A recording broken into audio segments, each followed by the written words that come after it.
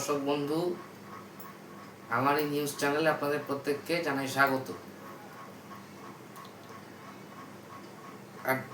কার্যকর অভয়াকাণ্ডের ক্ষেত্রে একটা নতুন খবর বা আপডেট উঠে এল। অভয়া পরিবারের তরফ থেকে বলা হয়েছে যে কিছুদিন আগে অভয়ার পরিবারের কাছে একটা চিঠি আসে। সেই চিঠিটি পাঠিয়েছিলেন একজন প্রাক্তন ফরেন্সিক আধিকারিক। তাতে বলা হয়েছে অভয়ার যে ভিসেরা স্যাম্পেল নেওয়ার অর্থাৎ ভিসেরা পরীক্ষার যে স্যাম্পেল, মানে লিভার, কিডনি বা পাকস্থলী যে স্যাম্পেল নেওয়া হয়েছিল, মানে যে ক্ষেত্রে কোনো বিষক্রিয়া হয়েছে কিনা বা তাকে কোনো ঘুমের ওষুধ খাওয়ানো হয়েছিল কিনা তা পরীক্ষা করা যেত যে স্যাম্পেলের মাধ্যমে, সেই স্যাম্পেল নাকি বদলে ফেলা হয়েছিল। স্টেট ফরেন্সিক সায়েন্স ল্যাবের 3 জন অফিসার এই স্যাম্পেলটা বদলে ফেলেছিলেন বলে অভিযোগ করেছেন সেই প্রাক্তন আধিকারিক, যিনি অভয়া পরিবারকে চিঠি পাঠিয়েছেন। বলা হয়েছে রাজ্য ফরেন্সিক ল্যাব থেকে যখন সেন্ট্রাল ফরেন্সিক ল্যাবে এই স্যাম্পেল গেছে তখন আসল স্যাম্পেলটা দেওয়া হয়নি, এবং সেই কারণে অভয়ার পরিবার বা এই ঘটনার প্রতিবাদের জন্য আন্দোলনে যারা সরব বা সামিল হয়েছিলেন, অর্থাৎ আমাদের এই গোটা রাজ্যের মানুষ, তারা দাবি করেছেন প্রথম থেকেই প্রমাণ লোপাট ও যদি সত্যি ওই স্যাম্পেল নষ্ট করা হয়ে থাকে বা বদলে দেওয়া হয়ে থাকে তাহলে সেটা হলো একটা গুরুতর অপরাধ। ওই প্রাক্তন ফরেন্সিক আধিকারিক চিঠিতে উল্লেখ করেছেন যে এই 3 আধিকারিক বা অফিসার প্রাক্তন মুখ্যমন্ত্রী অর্থাৎ আমাদের মাননীয় নির্দেশে এই যেন কাজটা করেছে, যাতে আসল সত্য সামনে না আসে। অর্থাৎ ঘটনা ধামাচাপা দেওয়ার জন্যই এইভাবে পরিকল্পনা মাফিক ওই ভিসেরা স্যাম্পেল নষ্ট করা হয়েছে। এই চিঠিটি একটি হাতিয়ার করে আজ অভয়ার পরিবার শিয়ালদা আদালতের দ্বারস্থ হচ্ছেন। শিয়ালদা আদালতের বিচারকের কাছে চিঠিটা গিয়ে এই 3 ফরেন্সিক আধিকারিককে অভিযুক্ত করে তারা দাবি করবেন এ ব্যাপারে সিবিআই যাতে তদন্ত করে, অর্থাৎ অভয়ার যাতে সঠিক বিচার হয়। এটা যদি সত্যিই প্রমাণিত হয় তাহলে অভয়া ধর্ষণ খুনের অভিযোগের মামলা নিশ্চয়ই অন্যদিকে মোড় নেবে। আমরা জানি দ্বিতীয় পোস্টমর্টেমের আগে অভয়ার দেহ দাহ করে ফেলা হয়, সমস্ত প্রমাণ লোপাটের চেষ্টা করা হয়, সেই সঙ্গে ভিসেরা স্যাম্পেল বদলে দেওয়ার চেষ্টা বা নষ্ট করার চেষ্টা যদি হয় এবং যদি সফলভাবে করা হয়েছে বলে প্রমাণিত হয় তাহলে তার পরিণতি কি হবে আপনারাই বুঝুন। আসুন আমরা এবার 2024 সালের 9 আগস্ট আরজি করে ঠিক কি ঘটেছিল একটু ফিরে দেখি, যদিও আমাদের সবই মনে আছে।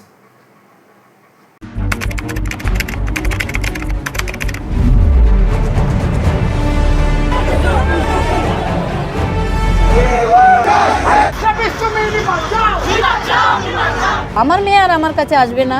আমরা ন্যায় বিচার চাইছি, কিছুটা বিচার পেলে আমার মেয়েটার আত্মার শান্তি পাবে। আমরা ফাঁসির দাবি জানাবো। এনকাউন্টার করে মারা উচিত, নইলে ফাঁসির মঞ্চে নিয়ে গিয়ে ঝোলানো উচিত। 8ই আগস্ট 2024 কলকাতার আরজি কর মেডিকেল কলেজে নাইট ডিউটিতে ছিলেন সোদপুরের তরুণী চিকিৎসক।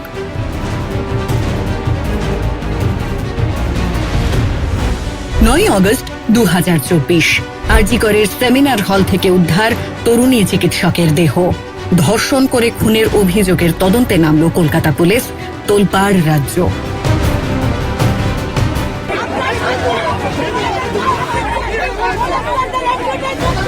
10ই আগস্ট 2024 ঘটনার সঙ্গে যুক্ত থাকার অভিযোগে সিভিক ভলেন্টিয়ার সঞ্জয় রায়কে গ্রেফতার করে কলকাতা পুলিশ। মেডিকেল কলেজের সেমিনার রুমে ছাত্রীকে ধর্ষণ করে খুনের অভিযোগ শোরগোল রাজ্য জুড়ে। 12ই আগস্ট 2024 নির্যাতিতার সোদপুরের বাড়ি যান মুখ্যমন্ত্রী, শোকস্তব্ধ পরিবারের সঙ্গে কথা বলেন, কঠোর ব্যবস্থা নেওয়ার আশ্বাস দেন।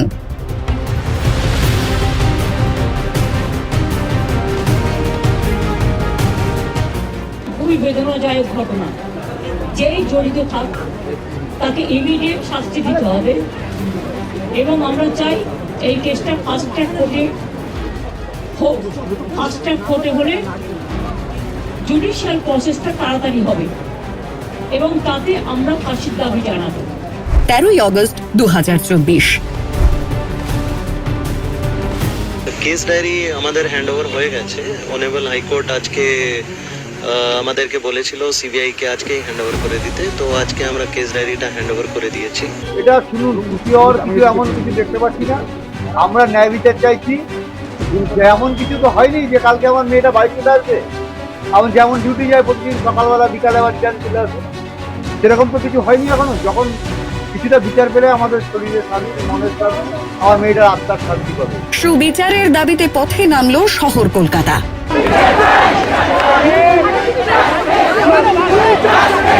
আরজি করে ছাত্রী খুনের পর ইতিমধ্যে উত্তাল হয়েছে রাজ্য রাজনীতি। আর আজ নাগরিক সমাজ অর্থাৎ যাদের বুদ্ধিজীবী বলা হয় তারা পথে নেমেছে, আর সেই মিছিলে রয়েছে আমরা। 14ই আগস্ট 2024 রাজ্য জুড়ে রাত দখলের ডাক দেন মহিলারা, ব্যাপক সাড়া মেলে।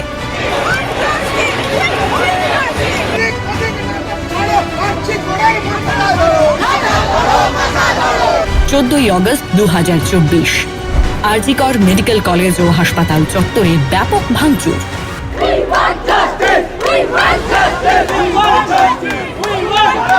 এই মুহূর্তে উত্তাল পরিস্থিতি তৈরি হয়েছে। রাতের দখলে মেয়েরা, এক্সক্লুসিভলি সংবাদ প্রতিনিধি ডিজিটালে দেখতে পাচ্ছেন, আমরা দেখছি স্বাধীনতার রাত, আর সেই রাতে আবার আন্দোলনের এপিসেন্টার আরজি কর হাসপাতাল চত্বরে রীতিমতো রণক্ষেত্রের আকার ধারণ করেছে পরিস্থিতি।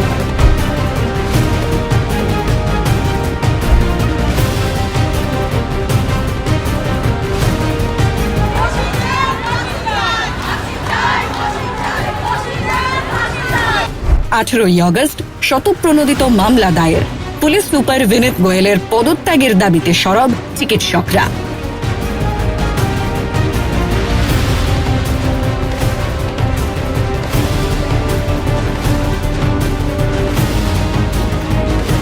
চব্বিশে আগস্ট 2024 ছাত্রদের ডাকে নবান্ন অভিযানে ব্যাপক উত্তেজনা। আরজি কর হাসপাতালে কর্তব্যরত চিকিৎসককে ধর্ষণ করে খুনের অভিযোগে দফায় দফায় তোলপাড় রাজ্য। 2রা সেপ্টেম্বর ও 3রা সেপ্টেম্বর 2024 লালবাজার অভিযান জুনিয়র চিকিৎসকদের। 2রা সেপ্টেম্বর লালবাজার অভিযানে ডাক দিয়েছে ওয়েস্ট বেঙ্গল জুনিয়র ডক্টর ফ্রন্টের তরফ থেকে। লালবাজার অভিযানটা হবে।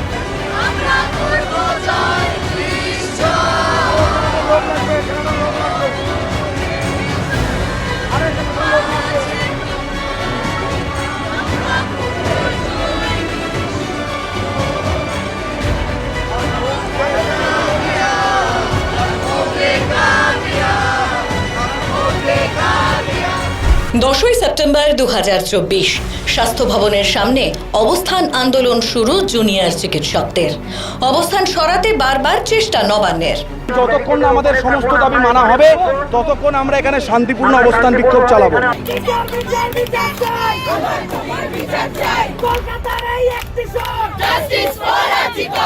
11 ও 12 সেপ্টেম্বর 2024 পরপর ভেস্তে গেল জুনিয়র চিকিৎসকদের সঙ্গে বৈঠক।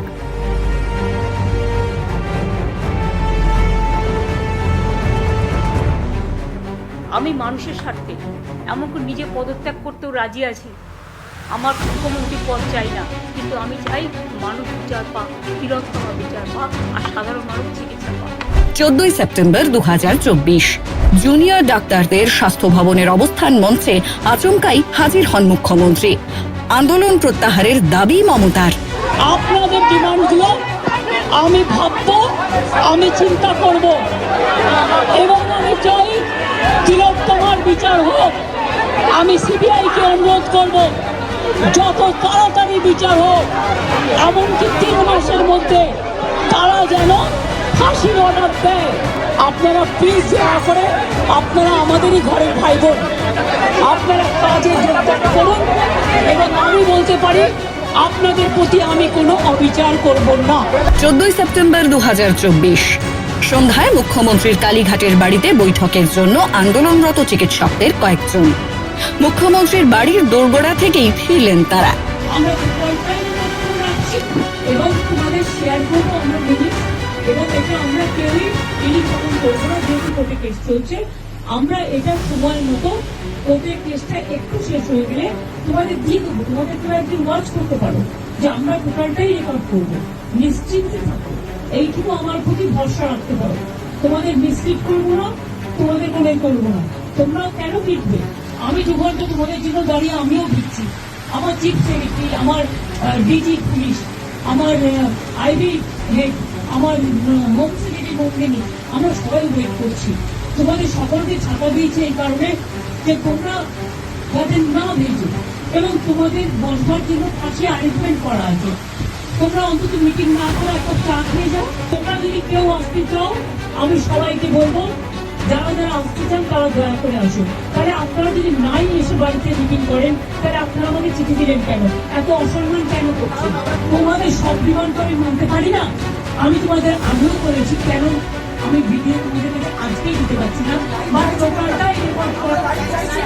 আমি ভিডিও তোমাদের তখনই দেবো, আমি সুপ্রিম কোর্ট থেকে পারমিশন নিব। এই মুহূর্তে সবচেয়ে বড় খবর যেদিকে আমরা নজর রাখছিলাম, কালীঘাটে জুনিয়র চিকিৎসকদের সঙ্গে যে বৈঠক হওয়ার কথা ছিল সেই বৈঠক কিন্তু রীতিমতো ব্যর্থ হলো আবার। অর্থাৎ মমতা বন্দ্যোপাধ্যায়ের সঙ্গে বৈঠকে ছিলেন স্বরাষ্ট্রমন্ত্রী, বেরিয়ে যেতে দেখলাম আমরা ইতিমধ্যে চন্দ্রিমা ভট্টাচার্য বেরিয়ে গিয়েছেন। আমরা সামনে ছবি দেখানোর চেষ্টা করবো, যে রাস্তা যে ছবিটা সেই রাস্তার ছবি দেখাবো। রীতিমতো মুখ্য সচিব বেরিয়ে গেলেন, চন্দ্রিমা ভট্টাচার্য বেরিয়ে গেলেন, এবং যে সমস্ত উচ্চপদস্থ আধিকারিকরা ছিলেন তারা কিন্তু বেরিয়ে গেলেন। টানাপোড়েনের মাঝেই দফায় দফায় জেরার পর গ্রেফতার আরজিকর মেডিকেল কলেজের প্রাক্তন অধ্যক্ষ সন্দীপ ঘোষ, টালা থানার তৎকালীন ওসি অভিজিৎ মণ্ডল। ভগবানের উপরে বিশ্বাস আছে আমার, ভগবানের উপরে আমার বিশ্বাস আছে। 16 সেপ্টেম্বর 2024 পদ থেকে সরানো হলো সিপি বিনীত গোয়েলকে। স্যার একটু তাকাবেন স্যার। স্যার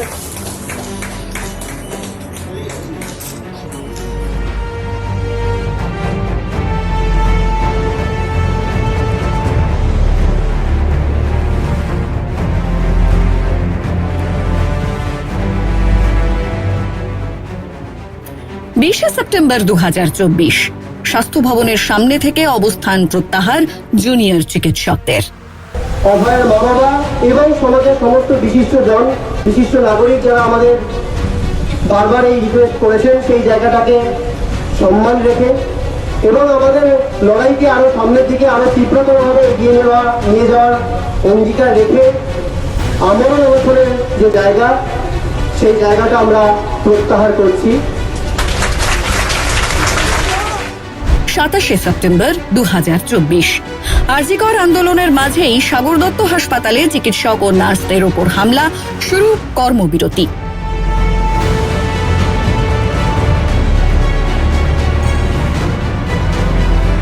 ফিমেল পিজিটিস ছিল এবং মেল পুলিশ ছিল তাদের উপরে অত্যাচার করে এবং বিভিন্ন রকম ভাঙচুর হয়। সিস্টাররা ছিলেন, মিডিয়া স্টাফরা ছিলেন, Sagar Dutta medical college junior ডক্টররা কর্মবিরতি ওরা ঘোষণা করেছে।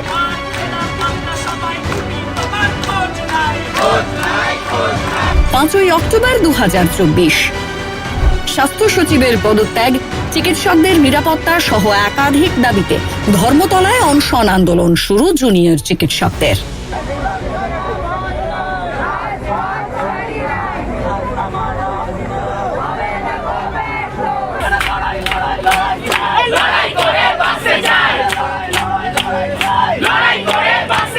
সাতই অক্টোবর 2024 মূল অভিযুক্ত সঞ্জয় রায়ের নামে আদালতে চার্জশিট পেশ করে সিবিআই।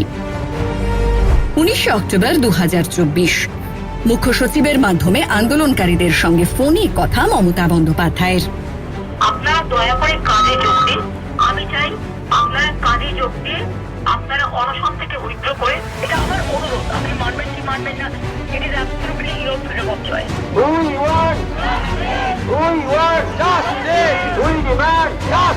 একুশে অক্টোবর ফের জুনিয়র ডাক্তারদের সঙ্গে বৈঠকে বসলেন মুখ্যমন্ত্রী। নবান্ন থেকে লাইভ সম্প্রচার হয় সেই বৈঠকের। আমরাও আশাবাদী যে আজকের এই মিটিংয়ের পর সাধারণ মানুষের স্বাস্থ্যের ক্ষেত্রে যাতে সুন্দর একটা জায়গা তৈরি হয় সে আশা নিয়ে আজকে আমরা মিটিং শুরু করি। 21শে অক্টোবর 2024 অনশন প্রত্যাহার জুনিয়র চিকিৎসকদের।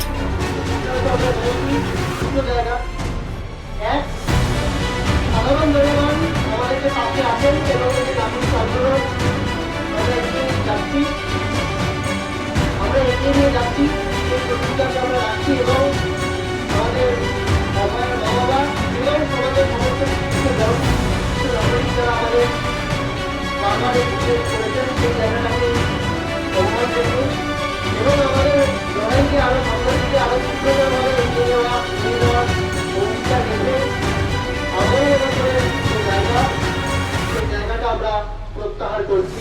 চৌঠা নভেম্বর 2024 সিভিক ভলেন্টিয়ার সঞ্জয় রায়ের বিরুদ্ধে চার্জশিট তৈরি হয়। আমি যখন বলছি আমার কথা শুনিনি, এতদিন চুপচাপ ছিলাম, আমার কোনো কথা শুনিনি, আমাকে আমি সব কিছু দেওয়া হচ্ছে, আমি কিন্তু করিনি, আমি বললাম আমাকে সেখানেও সে বলতে চাইনি, আমাকে নিচে নামিয়ে দিল, আমার কথা শুনছে না, সরকারি আমাকে বলাচ্ছে, আমি এতদিন চুপ ছিল, আমাকে সব জায়গায় ভয় দেখাচ্ছে। 11ই নভেম্বর 2024 শিয়ালদহ আদালতে শুরু বিচার প্রক্রিয়া।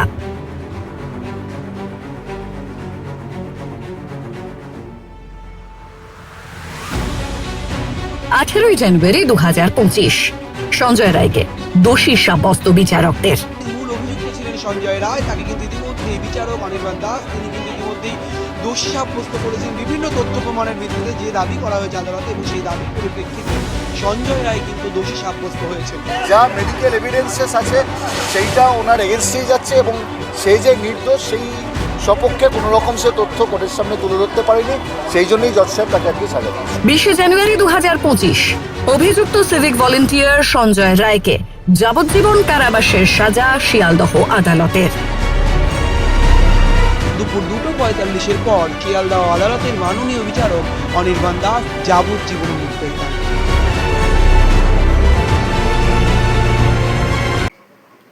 অভয়ার বিচারের ব্যাপারে সোদপুর পানিয়াটি বিধানসভা কেন্দ্রের বিধায়িকা অভয়ার মা রত্না দেবনাথ কি বলছেন আপনারা শুনুন। মুখ্যমন্ত্রী নারীদের সুরক্ষা, নারীদের সম্মান নিয়ে অনেক কিছু বলেছেন। আজকে অন্নপূর্ণা ভান্ডার সেটা প্রায় 1 কোটি 30 লক্ষের কাছাকাছি মানুষের কাছে পৌঁছেছে, এটাও খুব ভালো। কিন্তু নারীদের সুরক্ষা এখনও হচ্ছে না। যত মুখে বললে বিগত 1 মাসে 4-5টা হয়েছে, আমার কাছে খবর রয়েছে, কিন্তু সেখানে কোনো তদন্ত কাদম্বিনীর এবং আমার মেয়ের বিচারের জায়গাটাতেও আমি দেখেছি কথা রাখতে পারেননি সরকার। 7 দিনের মধ্যে বিচার হওয়ার কথা ছিল। সিবিআই সেদিন 25 তারিখে আমাদের হিয়ারিং ছিল, আমরা ভেবেছিলাম অনেক কিছু হবে, অনেক মানুষ অ্যারেস্ট হবে, কিন্তু কেউ অ্যারেস্ট হয়নি। সিবিআই বিচারক বলে দিয়েছেন সিবিআই বোগাস। আবির মুখোপাধ্যায়ের নাম উঠে আসছে, ওটা আগেই আমার জানা ছিল, ওটা আমরা এতদিন তদন্ত চলছে বলে বলেছিলাম না, কিন্তু এখন দেখছি সিবিআই কোনো তদন্তই করছে না। আপনার কাছে নাম আছে বলছেন? সব নাম আছে। তো সেগুলোকে সিবিআইকে জানিয়েছিলেন? হ্যাঁ, সব প্রথম থেকে জানিয়েছি। এবং যখন আমাদের কেস সুপ্রিম কোর্টে ছিল তখনও জানিয়েছিলাম। এবার কার উপর ভরসা রাখছেন? সরকারের উপরই ভরসা রাখবো। আচ্ছা, তো তবে ভরসা রাখার একটা লিমিটও থাকবে আমার। কত লিমিট, মানে সেটা যদি সেটা এখন বলতে পারবো না। মুখ্যমন্ত্রীর সঙ্গে কথা হয়েছে এই বিষয়ে? হ্যাঁ, থ্যাংক ইউ। আমাদের স্বাস্থ্যমন্ত্রী শারদত্ত মুখার্জি বলেছেন যে অভয়ার বিচারের ব্যাপারে আমরা অঙ্গীকারবদ্ধ। সুতরাং দেখাই যাক কি হয়। যাই হোক, আজকের মতন এইটুকুই রাখছি।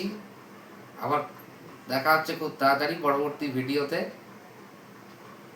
আমার চ্যানেলটিকে আপনারা সাবস্ক্রাইব করবেন, সঙ্গে থাকবেন এবং পাশে থাকা বেল নোটিফিকেশানটিকে অল সিলেক্ট করে রাখবেন সবার প্রথম নোটিফিকেশান পাওয়ার জন্য। আপনারা সকলে ভালো থাকবেন, সুস্থ থাকবেন। নমস্কার।